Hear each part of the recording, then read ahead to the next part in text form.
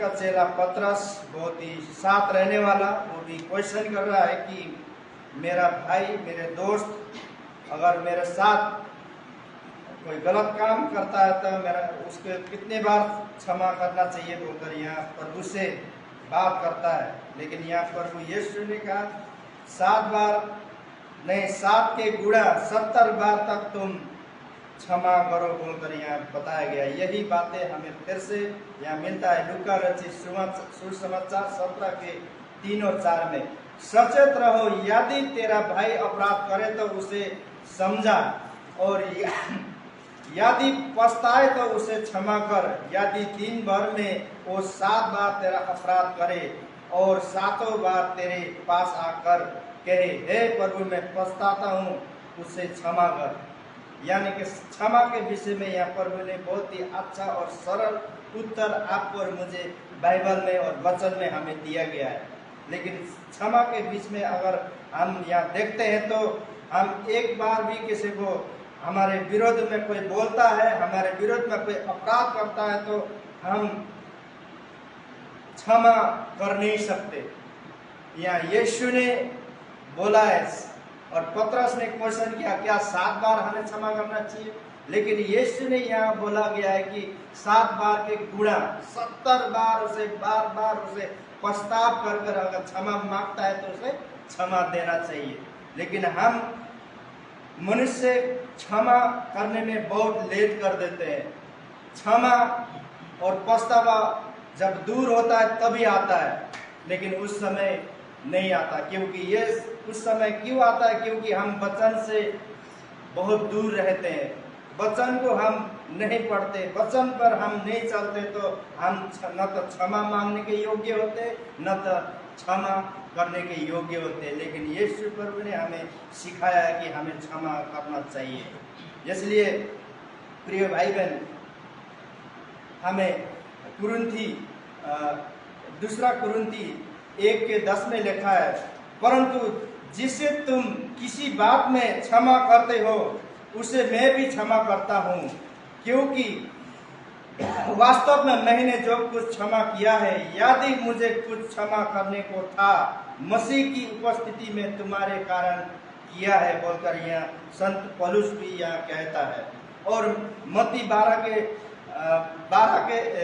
6 के 12 में भी प्रभु यीशु ने प्रार्थना के द्वारा बताया गया है, और जिस प्रकार हमने अपने अपराधियों को क्षमा किया है वैसे ही तू भी हमें हमारे अपराधों को क्षमा कर बोलकर हम प्रार्थना में भी बोलते हैं। और प्रभु यीशु ने भी सिखाया, पहला यूहन्ना 1 के 9 में भी, यदि हम अपने पापों को पाप को मान ले तो वो हमारे पापों को क्षमा करने और हमें सब बातों से अधर्म से शुद्ध करने में विश्वास योग्य और धर्मी है बोलकर यहाँ प्रभु यीशु का वचन में हमें सिखाया गया है। कोलोसिय 3 के 12 में भी, इसलिए परमेश्वर के चुने हुए के समान जो पवित्र और प्रिय है, बड़ी करुणा और भलाई और दीनता और नम्रता और सहनशीलता धारण करो। और क्षमा करने के लिए प्रभु यीशु ने हमें इन वरदानों को लेने की बात को बताया गया है, क्योंकि हमारे प्रिय यहाँ बहुत ही छोटे होकर यहाँ सिखाया गया, पवित्र और प्रिय हो, बड़ी करुणा और भलाई और दीनता और नम्रता और सहनशीलता धारण करो बोलकर प्रभु यीशु प्रभु ने हमें बताया गया। जब तक हमारे अंदर ये चीज़ नहीं होगी तो हम किसी को क्षमा नहीं कर सकते और न हम किसी को क्षमा दे सकते हैं। इसलिए प्रिय भाई बहन, 1998 में अमेरिका से एक मिशनरी सेवा करने आई एक परिवार, जैसे कि हम जानते हैं कि 1998 में जब उड़ीसा में जब एक परिवार ऐसे ही सेवा कर रहा था, वो वहाँ पर ऐसी बीमारी थी, जैसे वहाँ पर बहुत ऐसे बीमारी फैली हुई थी, जैसे कोर जैसे बीमारी, और उस कोर वाली जगह में लोग जाना, वो भारत के लोग जाने में बहुत घृणा करते थे, बहुत भेदभाव करते थे।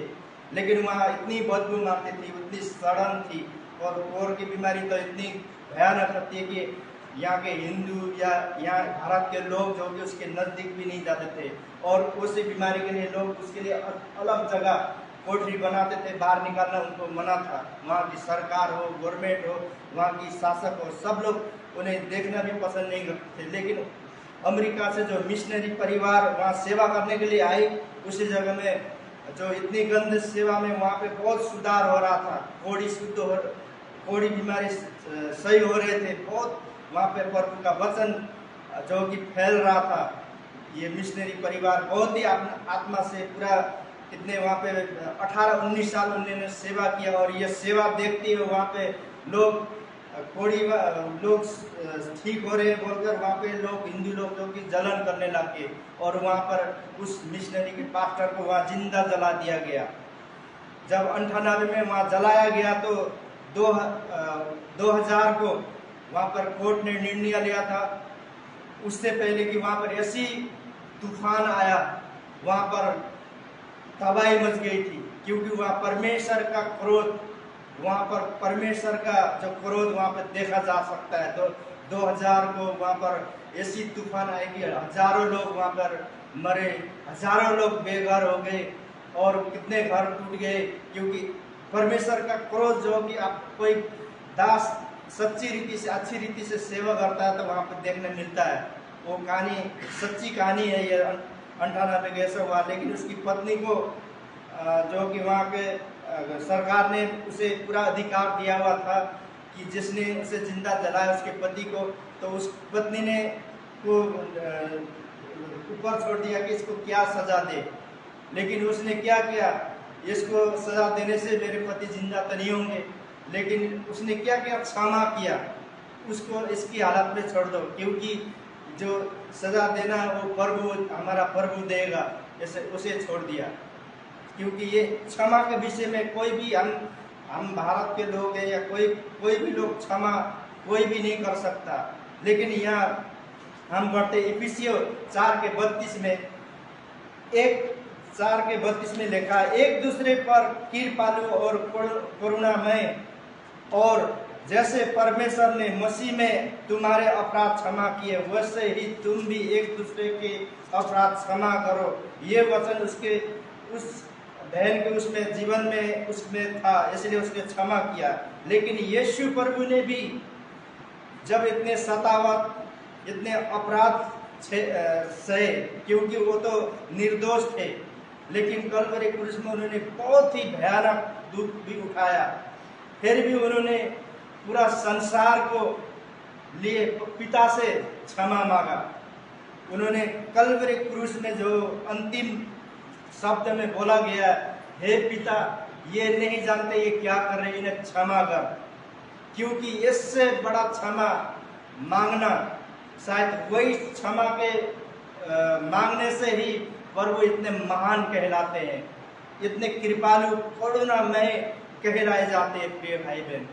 क्योंकि यीशु प्रभु ने बाइबल में हमें ये सिखाया है, क्योंकि 7 के गुणा 70 बार अगर पछतावा करके क्षमा मांगता है तो उसे क्षमा करना चाहिए बोलकर हमें, मुझे और आपको ये वचन से सिखाया गया है प्रिय भाई बहन। तो हमें नर्म हृदय रखना चाहिए, एक क्षमा का हृदय रखना चाहिए, क्योंकि प्रभु का वचन पढ़ना चाहिए, तभी पता चलता है कि हमें क्षमा करना चाहिए। इसलिए प्रिय भाई बहन, हमारा हृदय, हमारा मन हमेशा प्यार रखे, नर्मता और सहनशीलता को धारण करो बोलकर प्रभु यीशु ने बोला गया है। जब तक हमारे अंदर नर्मता और सहनशीलता धारण नहीं करेंगे, किसी को क्षमा करने की शक्ति नहीं आता प्रिय भाई, क्योंकि यीशु प्रभु का वचन हमें नर्म बनाता है। यीशु प्रभु का वचन ही हमें सहनशीलता करने के लिए सिखाता है। तो आप और मुझे ये वचन हमें लेना चाहिए, और इस वचन से मैं उत्साहित करता हूँ कि हमें इन वचनों को पढ़कर हमेशा सहनशीलता और क्षमा योग्य और क्षमा मांगने योग्य होना चाहिए। ये वचन के द्वारा आज की सुबह सबको आशीष मिले। तो आइए हम आज के सुबह हम हिमालय मिशन चर्च